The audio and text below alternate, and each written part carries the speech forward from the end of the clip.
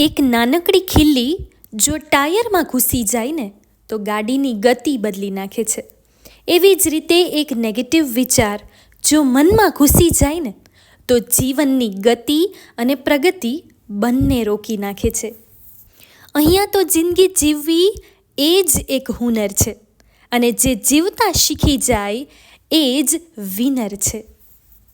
તમે કેટલા પણ સારા હો, કેટલા પણ સારા કામ કરી લો સાહેબ, પરંતુ એક વાત હંમેશા યાદ રાખજો, તમને જે ખોટા સમજે છે તે જીવનભર ખોટા જ સમજશે. કારણ કે નજરનું ઓપરેશન કરી શકાય, જોવાની રીતનું નહીં. પ્રશંસા, સફળતા અને વાહવાહના મોહમાં માણસ એટલો ડૂબી જાય છે કે એનું સત્ય, અસ્તિત્વ અને વ્યક્તિત્વ બધું ગુમાવી બેસે છે.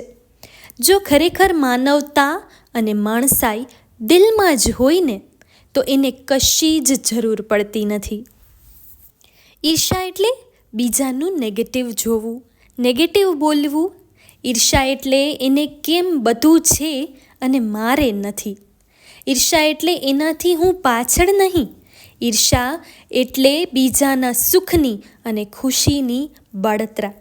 ઈર્ષા એટલે પહોંચી ના શકાય એવું વેરઝેર.